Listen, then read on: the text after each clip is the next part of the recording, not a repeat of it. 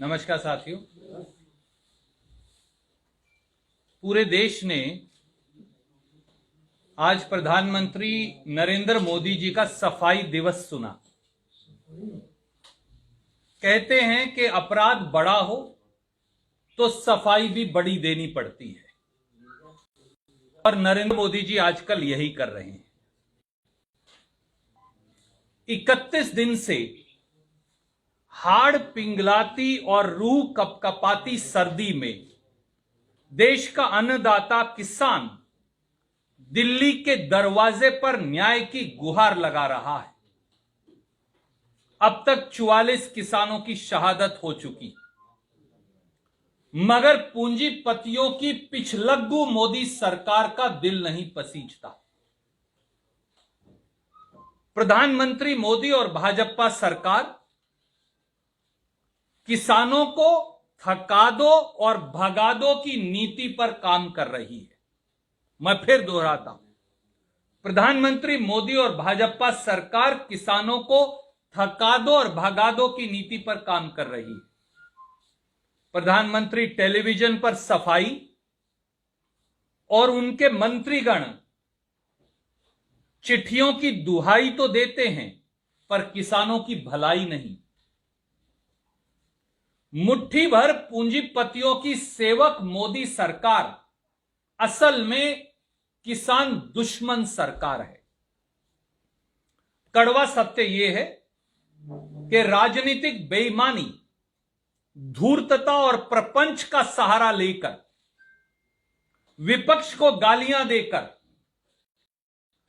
मोदी जी किसानों की समस्या का समाधान करना ही नहीं चाहते। आज यह साफ हो गया। किसानों के रास्ते में सड़कें खुदवाने वाले, किसानों पर वाटर कैनन और लाठियां चलवाने वाले प्रधानमंत्री श्री नरेंद्र मोदी ने आज फिर किसान सम्मान निधि का स्वांग रचा। आइए जानते हैं प्रधानमंत्री श्री नरेंद्र मोदी व भाजपा सरकार की आज की सफाई सभा में किसान दुश्मनी का सच। नंबर 1, मोदी सरकार द्वारा किसान सम्मान निधि का स्वांग। साथियों, भारत में कृषि गणगणना यानी एग्रीकल्चर सेंसस जो है 2015-16 के अनुसार 14.64 करोड़ किसान हैं। ये मैं नहीं कह रहा, ये मोदी सरकार का आंकड़ा है। 14.64 करोड़ किसानों के पास कृषि योग्य 15.78 हेक्टेयर भूमि है। 15.78 करोड़ हेक्टेयर भूमि है। मोदी सरकार ने दिसंबर 2018 में किसान सम्मान निधि योजना प्रारंभ की, जिसमें कहा गया कि सभी किसानों के खाते में 6,000 रुपया सालाना देंगे। 14.64 करोड़ किसानों के खाते में 6,000 रुपया सालाना देंगे। अब देखिए, 2018-19 में किसानों के खाते में डाले मात्र 6,000 करोड़, 6,005 करोड़ डाले जाने थे। कितने? 88,000 करोड़। 14.64 crore multiplied by 6,000। मेरा तो यह आंकड़ा है नहीं, मोदी जी का है। 14.64 करोड़ किसान हैं, आप कहते हैं 6,000 रुपया सब किसानों को देने हैं, तो 88,000 करोड़ बन गया। आपने डाले 18-19 में 6,000 करोड़। 19-20 में जब चुनाव आया संसद का, तो डाले 49,196 करोड़। 88,000 करोड़ फिर भी नहीं डाले। और 20-21 में अब तक डाले 38,872 करोड़। और आज कहा कि मैं 18,000 करोड़ और डाल रहा हूं, पर डाले तो जाने चाहिए 88,000 करोड़ सालाना, वो तो डाल ही नहीं रहे। तो आज फिर प्रधानमंत्री 18,000 करोड़ किसान सम्मान निधि का स्वांग कर 3 काले कानूनों का दाग धोने का झूठा और नाकाम कोशिश कर रहे हैं। परंतु मूलभूत बातों का जवाब क्यों नहीं देते? नंबर 1, कृषि सेंसस 2015-16 के मुताबिक 14.64 करोड़ किसान हैं। तो मोदी जी, आप 5,40,00,000 किसानों को किसान सम्मान निधि से बाहर क्यों रखे हुए हैं? आप बेनिफिट देते हैं 14.64 करोड़ में से केवल 9.24 करोड़ को।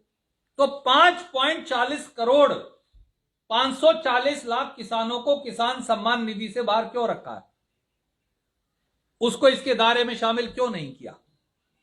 उन्हें यह पैसा क्यों नहीं दिया गया?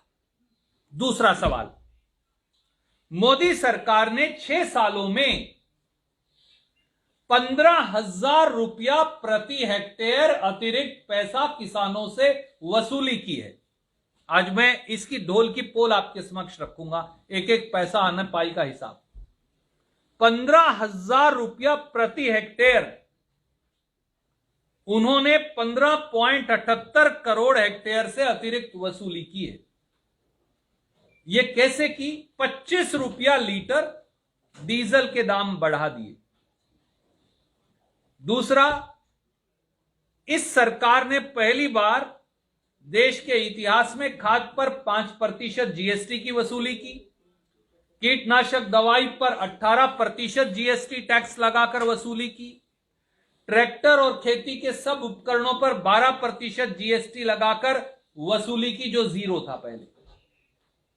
यही नहीं, डीएपी खाद की कीमत 1,075 रुपया कट्टा से बढ़ाकर 1,450 रुपया कर दी। यूरिया खाद के कट्टे में से 50 किलो के कट्टे में से 5 किलो खाद निकाल ली और कीमत वही रखी। पोटाश का जो खाद का कट्टे का मूल्य है वो 450 से बढ़ाकर 969 रुपया कर दिया 6 साल में। और सुपर खाद के कट्टे की कीमत 260 रुपया से बढ़ा के 350 रुपए कर दी। इस प्रकार से 15,000 रुपया प्रति हेक्टेयर अतिरिक्त वसूली की सालाना। इसका मतलब 15.78 करोड़ हेक्टेयर भूमि पर 15,000 रुपया प्रति हेक्टेयर से हिसाब से हर साल मोदी जी 2,36,701 करोड़ रुपया वसूलते हैं और कहते हैं कि मैं 6,000 रुपया वापस दूंगा। तो आप 32,000 करोड़ रुपया वापस देते हैं और 2,36,000 करोड़ अतिरिक्त वसूलते हैं। यह किसान सम्मान निधि हमारे लिए जिंदगी का टोटा है, नुकसान है किसान के लिए, या फायदे का सौदा है? यह है किसान सम्मान निधि के स्वांग की सच्चाई, जो आज मोदी जी ने सफाई सभा की माध्यम से लोगों को दिखाई। एक और पहलू है, मोदी सरकार वो है जिन्होंने 6 साल से किसान की फसल पर मिलने वाले बोनस को बंद कर दिया। 12 जून 2014 को सत्ता संभालते ही 73 साल में देश के पहले प्रधानमंत्री हैं जिन्होंने पत्र लिखा हर राज्य को कि अगर किसान को चावल पर, धान पर, गेहूं पर या किसी और फसल पर बोनस दोगे तो हिंदुस्तान की सरकार खरीद नहीं करेगी। मैं उस पत्र की प्रतिलिपि आपको भेज रहा हूं, A1 सलंग ने। मोदी सरकार, नंबर तीसरा पहलू, मोदी सरकार ने सुप्रीम कोर्ट में कहा लागत पर 50% मुनाफा किसान को कभी नहीं दिया जा सकता, इससे बाजार भाव बिगड़ जाएंगे। फरवरी 2015 में मोदी सरकार ने सुप्रीम कोर्ट में शपथ पत्र देकर यह इनकार कर दिया। उस शपथ पत्र की प्रतिलिपि आपको मैं भेज रहा हूं। 6 फरवरी 2015 का वो शपथ पत्र है। मोदी जी सत्ता में आए ये कहकर लागत पर 50% मुनाफा दूंगा, और शपथ पत्र देकर 6 फरवरी 2015 को कहा यह कभी किसान को नहीं दिया जा सकता। चौथा पहलू, मोदी सरकार ने किसान के भूमि के उचित मुआवजा कानून को 3 अध्यादेश लाकर तब भी खत्म करने की साजिश की। दिसंबर 2014 में श्री राहुल गांधी के नेतृत्व में कांग्रेस ने निर्णायक लड़ाई लड़ी तो यह रुका, परंतु हरियाणा जैसे प्रांतों में चोर दरवाजे से खट्टर साहब ने वो मल्टीप्लिकेशन का फॉर्मूला ही खत्म कर दिया। पांचवां पहलू, मोदी सरकार का फरमान किसान को कर्ज माफी के नाम पर फूटी कोड़ी नहीं। आज बड़ी बड़ी ढींगे प्रधानमंत्री बरते हैं, प्रपंच और स्वांग करते हैं, विपक्षियों के बारे में उनसे गाली गलौज करते हैं, किसान को मरहम लगाने की बजाय केवल हमले बोलते हैं, घाव देते हैं। परंतु इसी मोदी सरकार ने जून 2017 में देश की संसद में कहा किसान का कर्ज माफ नहीं हो सकता, और उसी मोदी सरकार ने 6,66,000 करोड़ रुपया 6 साल में देश के चुनिंदा भगोड़े उद्योगपतियों का माफ कर दिया, जिसमें नीरव मोदी और विजय माल्या भी शामिल है। और आखिरी, फसल बीमा योजना की बड़ी दुहाई आज भी दी, पर फसल बीमा योजना प्राइवेट बीमा कंपनी मुनाफा योजना है। 2016 में खरीफ सीजन से प्रधानमंत्री ये लेकर आए और 2016 से 19 तक जितना बीमा प्रीमियम कंपनियों को दिया और जितना उन्होंने मुआवजा दिया, उस पे 26,000 करोड़ उन्होंने मुनाफा कमाया। यह दुनिया की पहली स्कीम है जहां किसान को मुआवजा मिलने की बजाय बीमा कंपनियों को मुनाफा दिया जा रहा है। यह 26 करोड़ भी किसान की जेब में जा सकता था। मोदी जी, आप केरल का उदाहरण तो देते हैं लोगों को बरगलाने के लिए, पर यह नहीं बताते कि केरल में तो 3/4 फसल जो है वो है रबड़, कॉफी और नारियल। उन पर तो एमएसपी होता ही नहीं, क्योंकि कभी आपने हल्का मूठ पकड़कर खेती की होती, केरल जाकर केरल के किसान की समस्या समझी होती, तो आपको मालूम होता। और वहां जो 1/3 धान होता है वो एमएसपी पर खरीदा जाता है। आपकी जर्नल नॉलेज खराब है प्रधानमंत्री जी, चेक कर लीजिए जरा। केरल का उदाहरण तो दे दिया, पर 2006 में एपीएमसी एक्ट बिहार में खत्म किया, उसका उदाहरण क्यों नहीं दिया? जहां 1850 रुपये क्विंटल का मक्का 700 रुपया क्विंटल में अभी पिटा है। सीमांचल के किसान से पूछ लीजिए, जो देश का 38% मक्का पैदा करता है, जो गंगा मैया की बेल्ट है। इसलिए झूठ, प्रपंच और स्वांग, यह प्रधानमंत्री का चाल, चेहरा और चरित्र बन गया है। मुझे दुर्भाग्य से देश के प्रधानमंत्री के बारे में यह कहना पड़ता है।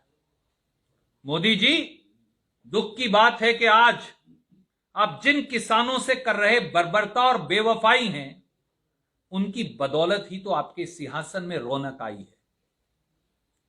आज भाजपा उन्हीं किसान भाइयों को नक्सलवादी, आतंकवादी, उग्रवादी, चीन और पाकिस्तान का एजेंट, टुकड़े टुकड़े गैंग कहकर इस देश की माटी को अपमानित कर रही है। और शर्मनाक है कि देश के कृषि मंत्री, जिनके पास खेती की जमीन ही नहीं, उनके 3 शपथ पत्र पढ़ लीजिए पिछले, उन्होंने तो किसान को अपने पत्र में राजनीतिक कठपुतली तक कह दिया। और हरियाणा के मुख्यमंत्री मनोहर लाल खट्टर साहब का इतना दुस्साहस कि वो किसानों को धींगा मस्त बताते हैं। इन्हीं धींगा मस्तियों के वजह से आपकी सरकार आज आप सत्ता में बैठे हैं चंडीगढ़ में, खट्टर साहब। वो दुष्यंत चौटाला जो हेलीकॉप्टर से ही आजकल जाते हैं, वो बिल्कुल मुंह पर टेप सील कर सत्ता की मलाई खा रहे हैं। इसलिए बहाने बनाने और इवेंट बाजी बंद करिए और तीनों काले कानून माफ खत्म करिए। यही भारतीय राष्ट्रीय कांग्रेस की मांग है। कोई प्रश्न आप पूछना चाहें तो स्वागत है सर। अब ये रंजीता मेहता आपकी कांग्रेस की है, कोई एक्टिविस्ट थी और किसी प्रोग्राम में मतलब उन्होंने किसानों की मामले को बहुत बढ़ चढ़ के उठाया था, उनकी बेइज्जती हो रही है, अपमान किया जा रही है, वो है। और 4 दिन के बाद वो फिर सर, मैं आपसे एक अनुरोध करूं, ये पंचकुला की म्युनिसिपल कॉर्पोरेशन की जब प्रेस कॉन्फ्रेंस करेंगे तो आप पूछिएगा। ये एक राष्ट्रीय, मैं माफी चाहूंगा हाथ जोड़कर, पर ये एक राष्ट्रीय प्रेस कॉन्फ्रेंस है। प्रधानमंत्री जी ने जो आज किया, ये उस विषय पर हम कर रहे हैं, तो पहले विषय पर सवाल पूछ लीजिए, फिर दूसरे पूछिए। सर, ये बहुत लॉन्ग होता जा रहा है और इसके कुछ इकोनॉमिक रेमिफिकेशंस भी हैं, तो इसको कांग्रेस किस तरह से उठाएगी? कल जो मार्च हुआ, इसके बाद हिरासत में लिया गया, तो आगे क्या स्टेप होगा? आदरणीय मित्र, आर्थिक बदहाली और बर्बादी जो हो रही है, उसके लिए 3 लोग जिम्मेवार हैं। फैक्ट्रियों को, उद्योग को, धंधे को, हरियाणा को, पंजाब, हिमाचल, उत्तराखंड, जम्मू कश्मीर, इन सब को दिल्ली जो नुकसान हो रहा है, उसके 3 दोषी हैं। मैं उनका आज नाम बता देता हूं। पहला दोषी है श्री मनोहर लाल खट्टर, दूसरे दोषी का नाम है श्री दुष्यंत चौटाला, और तीसरे और इनके मुखिया दोषी का नाम है श्री अमित शाह। हिंदुस्तान का किसान क्या अपने देश की राजधानी में नहीं जा सकता? पूरे हिंदुस्तान के लोग देश की राजधानी में जाकर सत्ताधारी सरकार को अपनी पीड़ा बताते। सुप्रीम कोर्ट कहती है कि अगर कोई सरकारी संपत्ति को नुकसान पहुंचाए तो उसे सजा मिलनी चाहिए। तो क्या यह सही नहीं कि श्री अमित शाह के कहने से श्री दुष्यंत चौटाला और श्री मनोहर लाल खट्टर ने क्रेन लगाकर, जेसीबी मशीनें लगाकर हिंदुस्तान की सरकारी संपत्ति राष्ट्रीय राजमार्ग नंबर 1 को खोद डाला? कौन जिम्मेवार है? किसान तो नहीं कह रहे कि हम बॉर्डर पर बैठेंगे, किसान तो कह रहे हैं हम तो दिल्ली की सरकार के पास जाकर गांधीवादी तरीके से गुहार लगाएं। क्या यह सही नहीं कि इन सारे रास्तों को रोकने के लिए दिल्ली की पुलिस लगाकर बॉर्डर और सड़कें रोकने के लिए श्री अमित शाह देश के गृह मंत्री जिम्मेवार हैं? किसान तो अपनी मर्जी से नहीं बैठा। वो तो अगर वो जाकर, मैं आपसे आज आपके माध्यम से आपके दर्शकों को रखता हूं, अगर किसान जाकर रामलीला ग्राउंड पर बैठ जाता या राजपथ या जंतर मंतर पर बैठकर अपनी बात कहता तो ना कोई रास्ता रुकता, ना कोई अवरोध होता, ना किसी उद्योग धंधे या नागरिक को कोई असर पड़ता। वो सरकार और किसान के बीच में वार्ता होती। तो क्या कारण है, क्या कारण है कि सत्ता के नशे में बैठे चंडीगढ़ और दिल्ली के सुल्तान हिंदुस्तान की सड़कों को खोदकर रास्ता रोके बैठे? इसलिए ये सारे पैसे की रिकवरी श्री अमित शाह, श्री दुष्यंत चौटाला और श्री मनोहर लाल खट्टर से होनी चाहिए। यही सुप्रीम कोर्ट का बनाया कानून है। और सुप्रीम कोर्ट से भी मैं पूछता हूं एक नागरिक के तौर पे, वो संज्ञान क्यों नहीं लेते? उन्होंने इन तीनों लोगों को नोटिस क्यों नहीं दिया? याद करिए, आपको यहां बहुत वरिष्ठ पत्रकार बैठे हैं, ये 307 सांसदों का अहंकार दिखाते हैं। हमारे पास राजीव गांधी जी के पास 402 सांसद थे 1988 में। टिकैत साहब के नेतृत्व में 1 लाख किसान ने दिल्ली कूच किया। हमने सबके सबको राजपथ पर, जहां साउथ ब्लॉक नॉर्थ ब्लॉक है, बैठने की इजाजत दी। 1 महीने 1 लाख किसान वहां बैठा रहा, कोई अवरोध नहीं हुआ, कोई वाटर कैनन नहीं चलाया, कोई लाठी नहीं चलाई। बाकायदा मंत्रिमंडल की एक बैठक हुई और उस कमेटी ने वार्तालाप करके उसका हल निकाला। मोदी जी 307 सांसदों का क्या अहंकार करते? 402 सांसदों के साथ कांग्रेस पार्टी ने कभी अवरोध नहीं पैदा किया। और जब अन्ना हजारे जी का आंदोलन चल रहा था कांग्रेस के खिलाफ, तो हमने उन्हें रामलीला ग्राउंड में बैठने की इजाजत दी। विपक्ष के लोगों को अपनी बात कहने का अधिकार है, उन्हें गालियां देने से काम नहीं चलेगा। दो इशू हैं जो अभी इस सारे 1 महीने के अंदर डेवलप हुआ है, जो संशोधन भारत सरकार ने भेजे, उसको किसानों ने कहा कि हम इनको नहीं मानते, अपने वापस। लेकिन हरियाणा में आपने देखा होगा एकदम से पिछले 10 दिन से ऐसा मुद्दा जो पिछले 60 साल से, पूरा 50 साल से, और एसवाईआर का विषय एकदम से आ गया, और बीजेपी और कांग्रेस के खिलाफ बीजेपी के लोग वहां पर एक रैली करते हैं, जल पानी रैली। ये विषय को आप किस एंगल से देख रहे हैं? कांग्रेस किस एंगल से देखती है इसको? आदरणीय मित्र, ये विषय है। दूसरा ये विषय है, अरे मैं इसका जवाब दे देता। आदरणीय मित्र, भारतीय जनता पार्टी के लोग फर्जीवाड़ा कर, ढोंग प्रपंच और स्वांग कर, वो किसानों की जिंदगी से जुड़े मुद्दे और उनके अस्तित्व की लड़ाई और खेत खलिहान की माटी की पुकार से ध्यान भटकाना चाहते। इससे ज्यादा ये लड़ाई कुछ नहीं। कुछ सरकारी अफसरान और कुछ सरकारी चमचे इस प्रकार की बातें फैलाकर वो चाहते हैं कि ध्यान भटक जाए, पर भटकने वाला नहीं। खट्टर साहब ने उसका एक नमूना अंबाला में देख लिया है। मुझे उम्मीद है कि अब तो सीख आ गई होगी। Sir, I come to you, I take his second question first. Second ये है कि अब कांग्रेस कल नेता मिले हैं राष्ट्रपति जी, अब कांग्रेस का बिल्कुल स्टैंड वही क्लियर है जो किसानों का कि कानून वापस लो इमीडिएटली। आदरणीय मित्र, मुझे बताइए, मोदी जी भी मानते हैं कि इस कानून में 22 संशोधनों की जरूरत है। हम तो नहीं कह रहे, किसान भी नहीं कह रहे। तो जो कानून बनने से पहले ही 22 संशोधनों की जरूरत है, वो कानून गलत ही होगा। वो ठीक कैसे हो सकता है? तो आप ये कानून वापस लीजिए। रात के अंधेरे में, लॉकडाउन के दौरान मंत्रिमंडल की बैठक अपने घर पर बुलाकर मोदी जी अध्यादेश से कानून ले आए। किसने कहा था? किसी ने मांग की हो, विपक्ष ने, किसान संगठन ने, किसी ने मांग नहीं की।